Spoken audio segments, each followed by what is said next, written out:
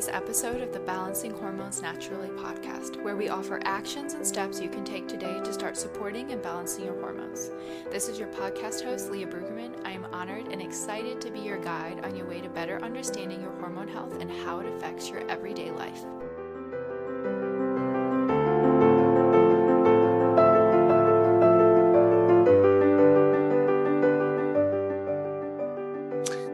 Hey ladies, so we are back with another episode and I wanted to bring on an amazing guest for you. Her name is Angel Scott and she is a certified holistic nutritionist as well as a certified personal trainer. So we're kind of hitting both things, and we were just talking a little bit about yoga. So you will have to share a little bit more about that as we go on. But she had a thyroid autoimmune condition and she works with women in that space. And I just wanted to bring on another woman warrior that's going to share her story of coming out on the other end of having hormonal issues and sharing her perspective and how she's changing the world, because everyone resonates with different people. And I think the more stories you hear, the more you can relate to and understand you're not the only one going through this. And there's so many people out there to help and serve you. So welcome. Thank you. I would love for you to kind of just share a little bit about your background, like share about your thyroid condition and what kind of set you into the world of health. Absolutely. So thanks again so much for having me. I'm super excited to be here. And so just to give you a little bit of background information. So I initially entered the wellness space, just like you mentioned, as a certified personal trainer. But I realized fairly quickly that I couldn't really support my clients' goals through exercise alone. And so I went on to complete my holistic nutrition certification. And so for over a decade, I kind of operated in that space, combining, healthy exercise, healthy whole nutrition, and helping women use that as a strategy to lose weight, have more energy and just feel really great. And so, like I said, I kind of stayed in that realm for over a decade. But then in 2016, what felt like out of absolutely nowhere, and just at a regular annual wellness visit, I eventually was diagnosed with hyperthyroidism and an autoimmune disease called Graves' disease. And so from that point on, I was on a mission to dive even deeper into hormone-focused nutrition, and really looking at the way that food can impact our hormones, and then really looking at lifestyle. Because again, for me at that point, hindsight is 2020, as they say. Yeah. And so when I thought back over, the really 5, potentially 10 years before my diagnosis, there were a ton of signs, right? We can always kind of look back and see things from a different perspective. But at the time, I felt like, where the heck did this come from? And so I was on a mission to do everything within my power to help my body heal and to promote healing within my body. My big goal was to get off of medication. But again, for me, it was really about doing everything within my personal power to just help my body start to heal. And so it's been a very long journey, but it's paid off. And so I've been able to ditch thyroid medication. My autoimmune disease has been in remission now for almost 2 years. And so at this point today, I basically take the combination of, my education and my experience and my personal journey with hormone issues and help women use, a combination of strategic nutrition that's hormone focused, fitness that's hormone focused, and lifestyle to help create better hormone balance, and really just kind of beat the odds, if you will. So that's kind of how I got started, and that's what I do now. And so, yeah. I love that. I think I loved what you said first, like control what you can control, because so many times you see all of these things that are coming against you, which possibly may be affecting your hormone health. And we're like, well, I can't change that. I can't change that. And it's like, okay, but what can you control? It can make such a big difference. So let's kind of dive into that a little bit. What are some basics that you would say, like some top lifestyle shifts that you feel like are in control, that like your controllables that you think that everyone kind of needs to do? Yeah, the first thing that I really want to encourage people about is the idea that we can control more than we realize, right? Mhm. So the feeling that things are beyond our control, or maybe that feeling of overwhelm, is understandable, but know that we can control a lot more than we realize. It takes work and it's not easy, but we do have control over more than we realize. And so, some of the big things that I would really invite people to think about starts with lifestyle. And so I think most of us kind of get the idea around, healthier eating or moving our bodies a little bit more, right? I think Mhm. that's at this point in 2021 with, Yeah. coronavirus and that sort of thing. Like, I think general wellness is something that most people are aware of. But I think when it comes specifically to, supporting our hormones and maintaining or improving our hormonal health, a big thing is stress, right? I think that we are operating, especially now, right? Like, I think we're really Yeah. used to being busy, and keeping our bodies in that flight or fight mode. And Yeah. over time, that has a huge impact, right? So obviously, that's going to affect things like our adrenals. It's going to affect our Mhm. cortisol levels. And those are the things that have ripple effects on all of our other hormones and the other systems in our body. So again, my first recommendation would be like, take inventory of what's happening around you and even in you, and look at ways to manage stress better or get rid of stress that you actually have control over, right? I understand that Mhm. not everybody can quit their stressful job, right? But you can prioritize things and make sure that, you know what, if from 9 to 5, you are in like crazy stress mode because of your job, make a commitment to yourself and to your health that, you know, 5:30, you're done. You're breathing, you're doing some yoga, you're doing something to help counter that. So Mhm. that would be a really, really big thing that's a controllable that all of us can do in some way, or another.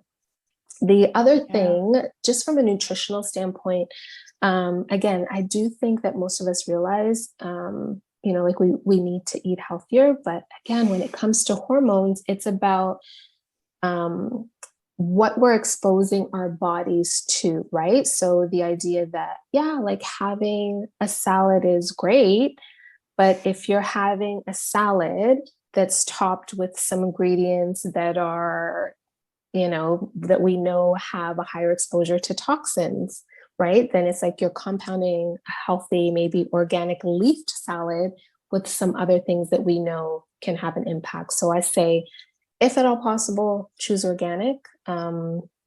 Avoid avoid a lot of the common food allergens. And I know some people might be thinking, oh, but I don't have food allergies. I didn't have Mhm. food allergies either, right? But what has happened is the way that the food manufacturing industry has changed, right? It's made it so that there are more toxins that our food is exposed to. So Yeah. even if you don't necessarily have a true diagnosis for a food allergy, your body can become reactive, based on the exposure to different toxins and chemicals, that our food is ridden with. So that would be another thing again that most of us can control. Um, And so many, like, even if you don't have an allergy, so many people have food sensitivities that, yes, are super prevalent. And what I think is so, like, it cracks me up about food sensitivities is that a lot of them are healthy, like, and yes, they're unique to every person. And so, absolutely, so important to like tune into, how do you feel after you eat, right. checking in. Yes, and you know what? Just to build on that, it's interesting because I meet so many women that will be like, oh, I've eaten whatever for years, right? Like, oh, I've had Yeah. milk for years. Like I grew up on it. Like there's no way that I can have a sensitivity to it. But sure enough, they do. Hmm. Right. And so, yeah, that would be the other thing that I would really encourage people to do is like be open to the idea that just because you've been operating in a certain Hmm. space, so be it with the way that you're eating or the way that you're moving your body, right? Just because you've been doing something one way for a long time, it doesn't mean that that's the thing that supports your hormones.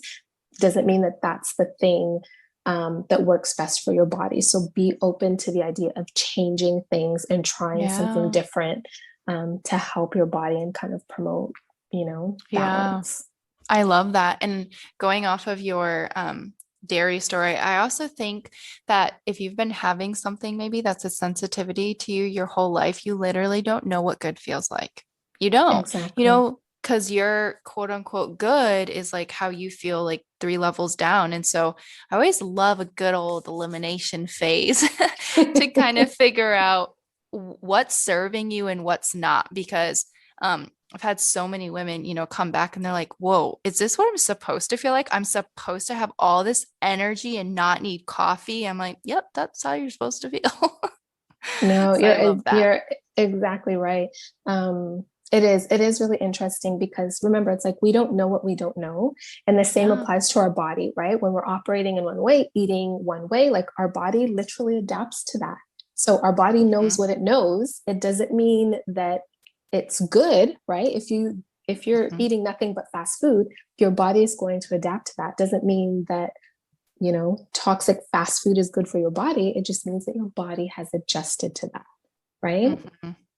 Yeah, I totally feel that. So what would be some other things outside of like stress? I feel like every person I've talked to recently, it's been like lower your stress. And nutrition.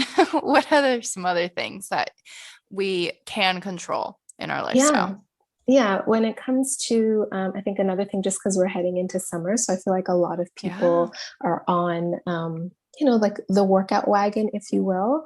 Hmm. But when it comes to hormone support and hormone balance, it's really important to make sure that you're finding that happy medium. I meet a lot of women that are in this mindset that more is more, right? And more is good. Yeah. But the reality is, again, when it comes to our hormones, more is not better, right? A lot of Yep. times, slowing down is what's better, dialing back is what's better, doing less is what's better Hmm. for our hormones. So, again, really just encouraging people to, if you're someone who's working out 6 days a week, 2 days, twice a day, dial it back. That's what's going to be more productive and helpful for your body and your hormones. Mm, I love that. And I think it's so necessary to be preached because so many women, I see this all the time. It's calories in versus calories out. If you can't lose weight, oh, must be your fault. Work out more. And I'm sure you have this where women come to you eating literally like 1,300, 1,400 calories a day and they're working out twice a day. And I'm just like, okay, Yes, we need to it's stop that. it's yes, and actually, it's interesting that you brought that up because a lot of times in the work that I do, in trying to support those women, it is such a battle. Like it Yeah. is, it's like a fight. Like I have to Hmm. fight them almost to be like, no, like you have to understand, you have to eat more. Like I promise you, like Yep. eating more is not going to automatically translate to weight gain. You can actually eat more and change your body composition and actually see changes on this scale and actually see changes in terms of inches and body tone. And so Yes. yeah, I think unfortunately we've just been so conditioned really Hmm. to believe that like more exercise, less food is the way to go. And a lot of women my age, I'm 46, a lot of women my age and Mm, older, it's like it's really hard sometimes yeah. to get them to understand. Like, I know that that's what we've been told our entire lives, but I promise you, it is not for you. For, for again, for someone who is Mm-hmm. struggling with hormones, someone who's not having a consistent period, someone who's struggling with fertility issues, someone who's having thyroid issues. More exercise and less food is not the answer. Yeah. I mean, you need all that nutrition to, support your body. And I think if we stop thinking about food in terms of like just calories, but like I always encourage people to be like, how is this serving you? Like how do you Right. feel afterwards? Do you feel energized? Do you feel great? Or do you feel like a lump of rocks? Um, yeah, I'm so happy that you're doing this because it's so needed, especially I know my mom, for example, grew up in the phase of a lot of fad diets coming out. And then obviously, I grew up in the phase of the fad diets as well. And, even to this day, I still tell my mom, she's like, no, Leah, if I want to lose weight, like I have to do a lemon water fast. I'm like, no, you don't. So and yes, Yeah, I've done. that's why it's really important, to start um with our mindset, right? And Yeah. again, like I mentioned earlier, just being open to the idea that, I understand that the magazines you grew up, Yeah. tossing the pages through said one thing.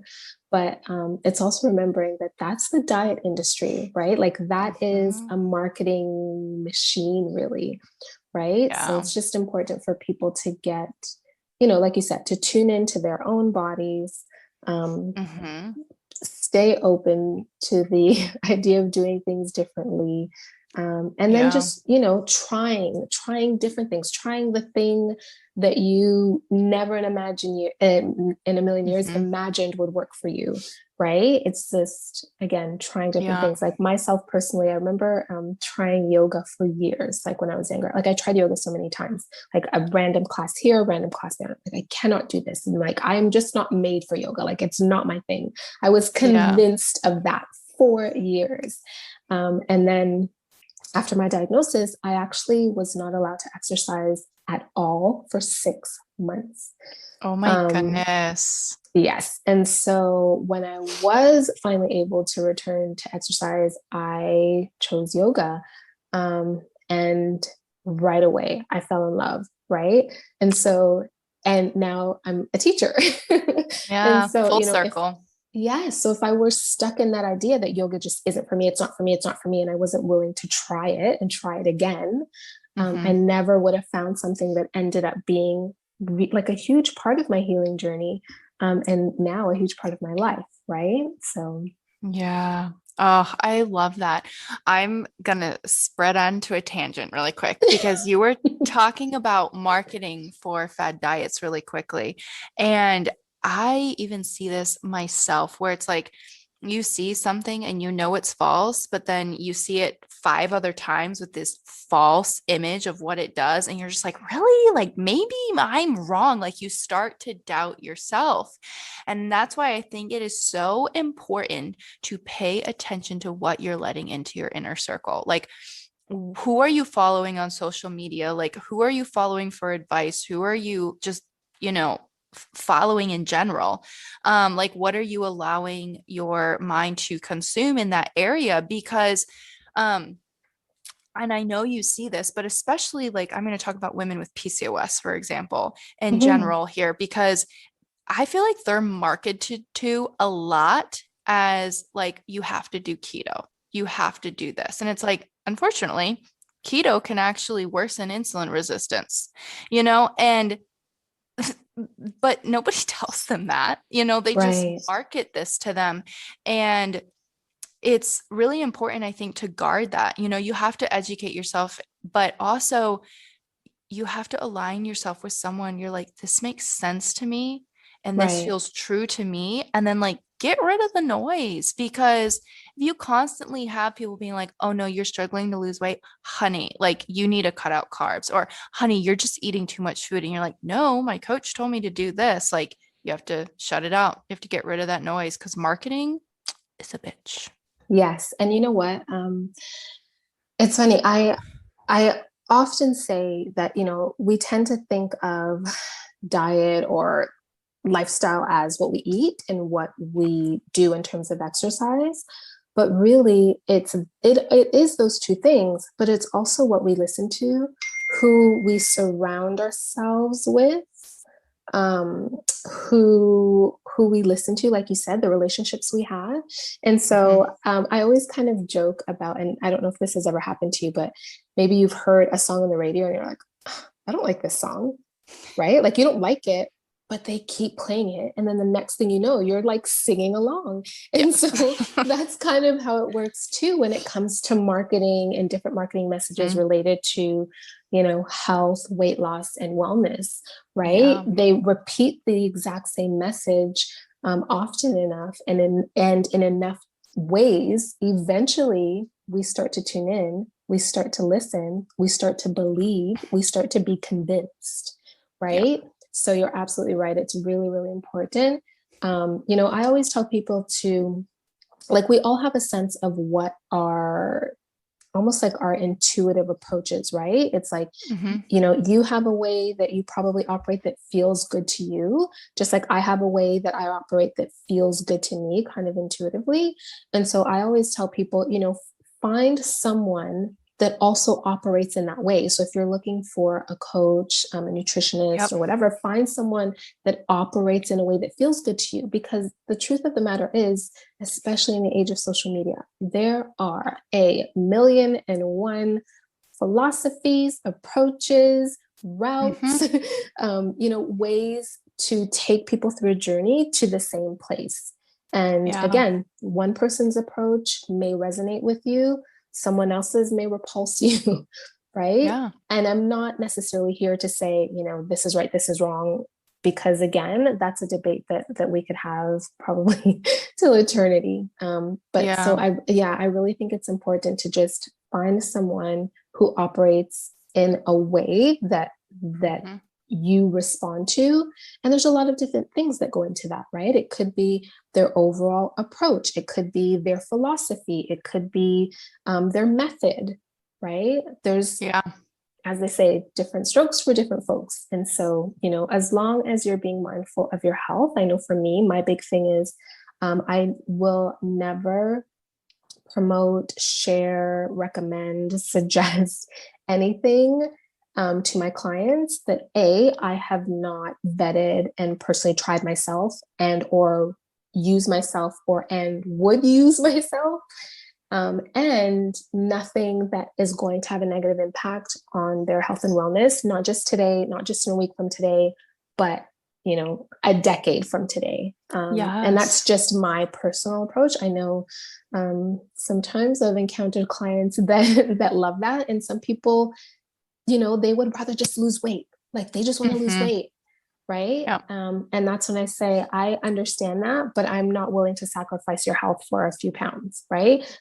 There are other people that are willing to take you through a journey in a way that works better for you. And I completely understand that. But again, for me, it is wellness over all things, especially overweight, because my belief is that when our body is healthy and it's operating in the way that it should, and we have good digestion and we're sleeping well and we're managing stress well and we're nourishing our body and we don't have nutrient deficiencies, weight loss is easy. Yep. Right? I Like agree. Easy. But it's getting to that point, right? And I think that a lot of us want to skip all that work. I get it. It's work. It's not easy, and it takes longer. But the long-term benefits, it lasts longer. It feels better. Again, it's not as hard once you get there. But the problem is, I believe that a lot of us spend years just, like you're not de-stressing or you're eating crap. And then, you spend a decade living like that and you expect to lose 50 pounds in 12 weeks and undo all of what you've done for the last decade. Right. Yeah. And again, I understand there are some people that that's their priority. They want to lose weight kind of at any cost. But I really, really hope especially in this day and age where I hope that people want to really invest in their health for the long term. Yeah. I always say as women, our bodies are always changing, right? Our bodies change at puberty. Our bodies change if we get pregnant. Our bodies change at menopause because we have these hormonal changes happening throughout our lives. And so Yeah. if you are focused just on like your weight or like the appearance of your body in one moment in time, man, you're going to be disappointed because it's going to change at some point. Yeah. No, that's so true. Oh, I love all of that. Um, so I know you were talking about when you got diagnosed with your thyroid disease, and I truly think that like you should have a healthcare team. And by that I mean like there can be multiple people on your team, physical therapist, a coach, a nutritionist, acupuncturist, a doctor, an endocrinologist. Like I don't think that one person's going to solve all of your issues.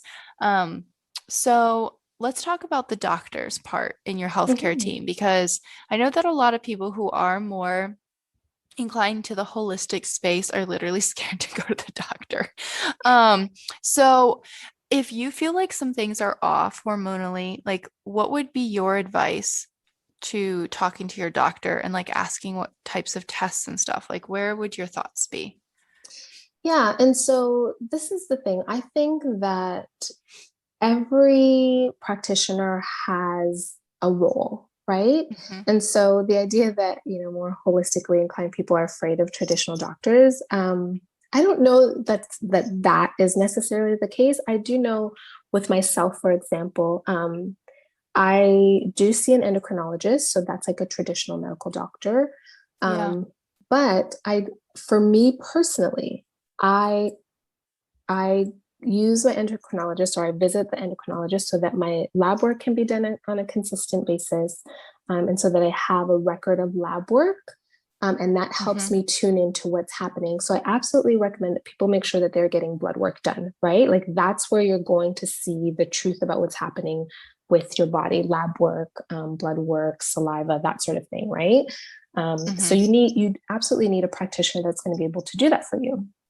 But I personally don't go to my endocrinologist looking for them to help me heal my body, if you will, right? Because Yes. in a traditional medical setting, that's not what doctors do, right? Traditional medical Hmm. doctors, they are about identifying and kind of matching symptoms to illness and prescribing medication. Typically, now, yes, you will find some that are more integrative, but generally speaking, you say, hey, I'm feeling this.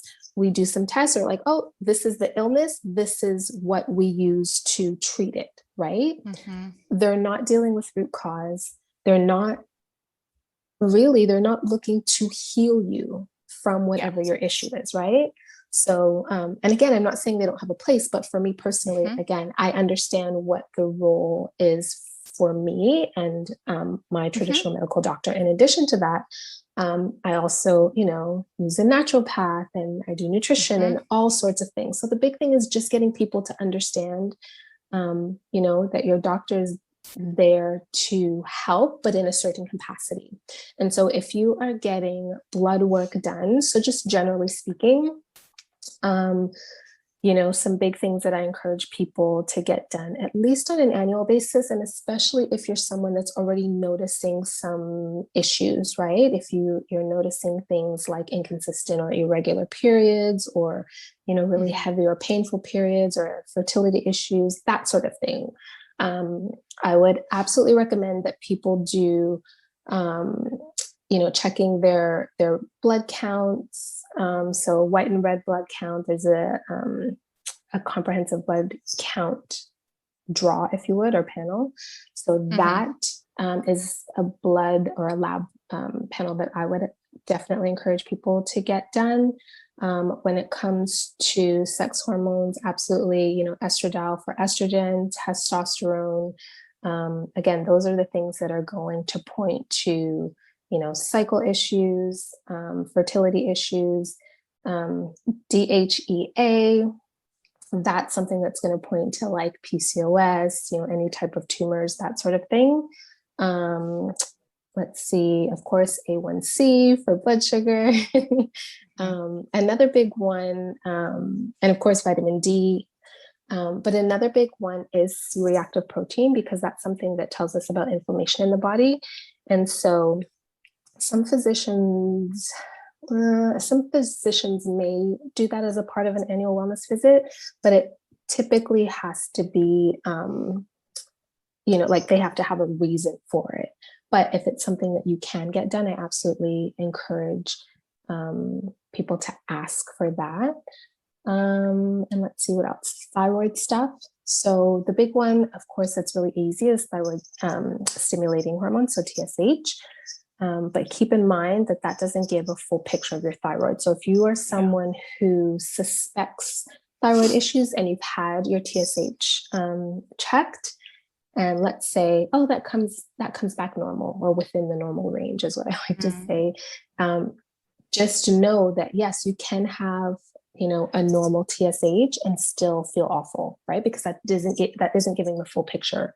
So I then would encourage people to ask for a fuller panel, which is like 6 other thyroid hormones, right? And everything. Antibodies, free T3, free T4.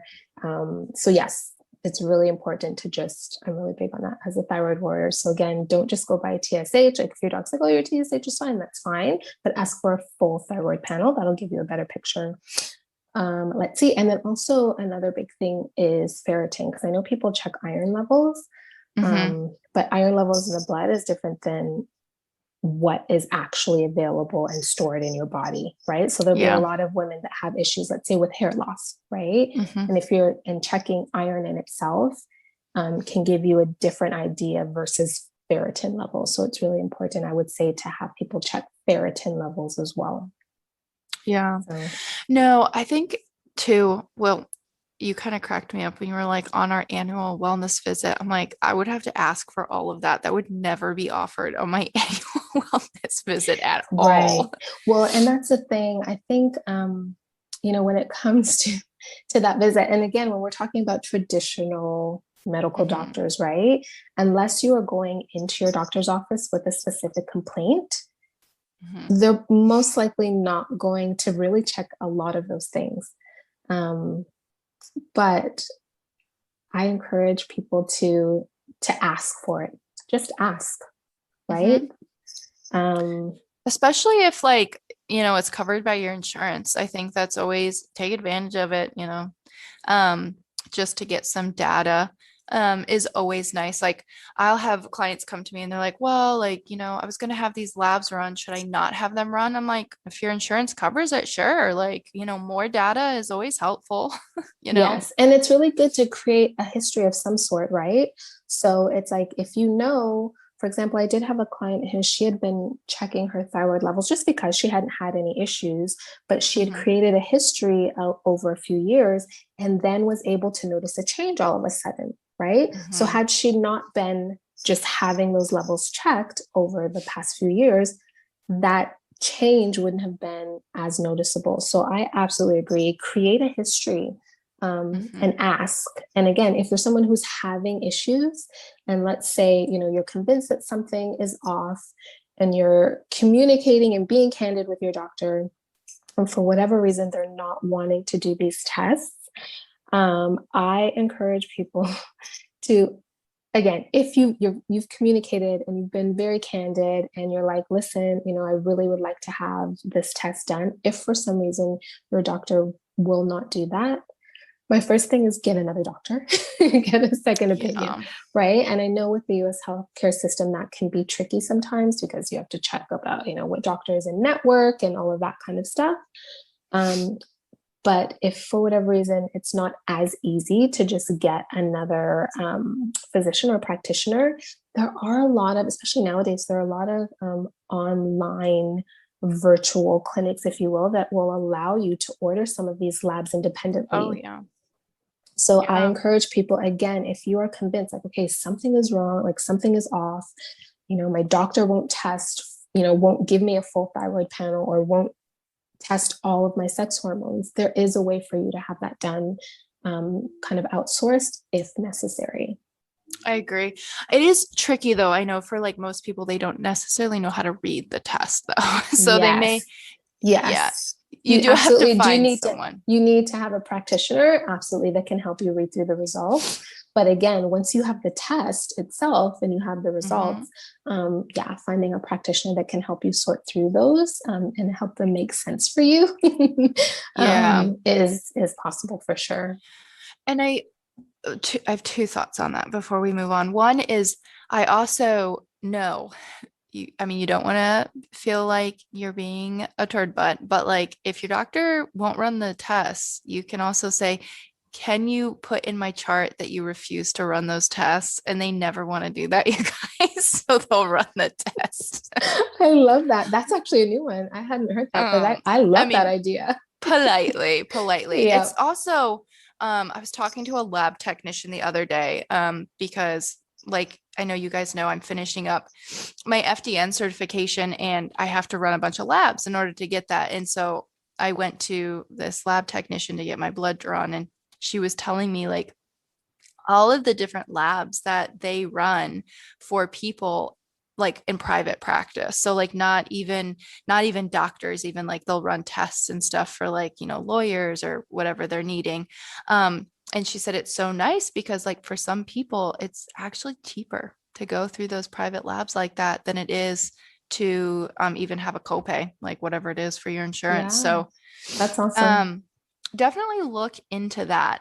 And then the other thing that you said that just sparked a light bulb is you were saying, like, don't go to your doctor and like ask them to heal you. And I always, I have this saying on my Instagram where it's like, don't go to like the hardware store and like try to buy a sandwich or like, because that's not what your doctor does. Like, they're acute care, like you said.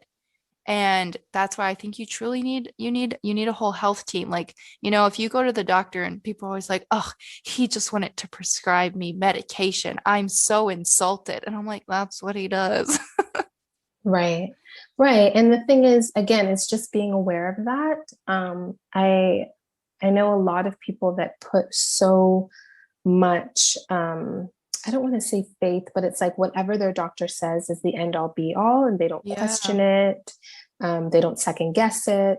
And so that's just my concern, right? If Hmm. someone is that type of person where whatever their doctor says is the end all be all, again, I just encourage people to be more open to the idea that, you know what, again, understanding what role it is that your traditional medical doctor plays, what their job truly is, um, and understanding that, again, if it's like, if you've been hit by a car and have 12 broken bones, like, yes, like there's a doctor for that. But when we're talking about, like chronic illness, generally Yeah. speaking, they're there to diagnose, and provide a treatment that helps with your symptoms, not that actually helps deal with the disease itself or the root cause of that disease. Yeah. I totally agree. I loved all of this. So I always wrap up with my guests asking them three questions. So I will give you some time for each of them. But the first one is, when did you get your first period? And what was that experience like, if you're comfortable sharing? And then what would you say to someone starting out on their health journey? It's scary to invest in your health. And lastly, your top book recommendation, because I'm always looking for some good reads. Okay, so first, I had my first period at 10 years old, actually. So I was really Okay. young. Yeah. My experience, I was really athletic as a kid. And so I really didn't have issues in terms of like, painful periods or heavy periods. Really ever. But it's funny, That's I was nice. actually having, I know, right? I realized that, especially because I remember being in, I think it was seventh or eighth grade, and a close girlfriend of mine, I will never forget this image. We were in the bathroom at school, and she was doubled over on the floor, rolling around in excruciating pain from her period. So this is at like 12, 13 years old. And so that was kind of my first introduction, if you will, to the idea that like, wow, some people, like their experience can be debilitating. Like you would have sworn that she was giving birth. She was doing these deep breaths. Like she was in so much pain. And so, yeah, that's something that really stuck with me. And it's actually something that has really contributed to the work that I'm doing now, because I feel like growing up, we never had that conversation. Like, yes, we learned about the fact that we do get our period and kind of like, yeah, like this is what happens. Like you'll have to use a maxi pad or like, you know what I mean? Like we had that conversation growing up. But no one talked about really and truly what a normal period looks like, what it should feel like. And the fact that anybody is in excruciating pain, rolling around and not being able to catch their breath is their period experience. Like that is not normal, but nobody told her that. And I don't even think I learned that until I was an adult, right? Like, I just think that there's this idea that that's what happens. Yep. You get cramps and it happens and it's common, but it's not normal. Right. Yes. So yes, that's my period days early on. Again, I feel really fortunate that I never had those issues, but I did have, that experience of seeing a friend. Like I was shocked because she couldn't get up. Like it was again, something that's really stuck with me. Let's see. Oh, what would I tell someone that's just starting their health journey? I would tell them to be patient. And understand really that phrase, it's a marathon, not a sprint, applies to, a health journey, especially when your goal is to promote healing in your body. My journey with thyroidism and Graves' disease has been the most patient, like providing experience of my life. Nothing has given me more practice at trying to be patient than this journey. So I would absolutely say be patient. Like I mentioned earlier, just be open to exploring and embracing new ways of doing things, because the way that your body operated or what your body needed when it was not well is completely different than what it's going to need to become well, right? So just be open to embracing things in a new way and things that you never in a million years thought could work for you.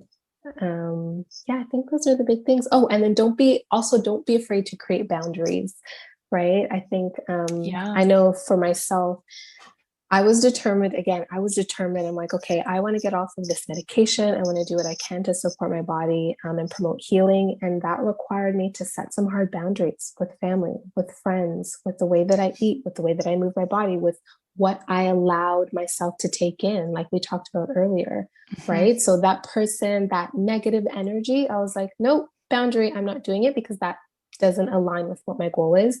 My goal is to promote healing. And if I'm feeling funky because I have Susie Q next door that's doing nothing but bring me down, like, nope. Again, just set boundaries and don't be afraid to set them, and don't be apologetic, right? It's okay to prioritize your own health and wellness. People that love you will understand and support you. And the people that don't, well, that should also tell you something big about those relationships or those people. Yes. And then lastly, a book that I would recommend. I am kind of obsessed with a book called The Four Agreements. I haven't heard that one. It is by Don Miguel Ruiz. And it was a part of my reading material for yoga teacher training. And it has really, it's really impacted me. So it's, like a self-helpish book, but it's really about, and it deals with like self-limiting beliefs. Okay. Yeah, it's really interesting. It's helped change my perspective about things. And one of the big things that stuck with me from that book is the idea that, we all have our own unique experiences. And so those experiences affect the way that we think and operate, right? And so, the way that I think and operate in my day to day is based on the experiences that I've had, through childhood up until now. Yeah. But guess what? That has nothing to do with you. So if you encounter me or vice versa, and maybe I have a reaction or I say something, that has nothing to do with you. It has everything to do with me. I think I spent a lot of time feeling like people's reactions or people, maybe even the way that people would or would not embrace me had everything to do with me. But that book Mm-hmm. helped me realize, like, no, it has nothing to do with me. It's like we're all on our own journey, and it's important for us to not take on other people's things, right? And being able Yeah. to understand that, again, like, my journey is my journey. There are a million and one reasons why certain things might trigger me or make me feel a certain way that have nothing to do with anyone else but me. Mm-hmm. Yeah. So yeah, I I love love that. that book. I'm going to have to check that out. So where can people find you? So I am on all of the socials. So if you are on Instagram, I am at Simply Fit Angel. You can also find me at www.simplydefinedfitness.com, and also on Facebook at simplydefinedfitness.com. Perfect. And I will drop all those links below so people can come find you. Thank you so Yay! much for being on. Thank you for having me. It was awesome. Thank you for listening to today's episode of Balancing Hormones Naturally. If you found this helpful, I would love for you to share it with a friend and post it on your stories and tag Balancing Hormones Naturally podcast so we can get this message out. You can find me on Instagram at Leah_BRUEG, and I would absolutely love to hear from you.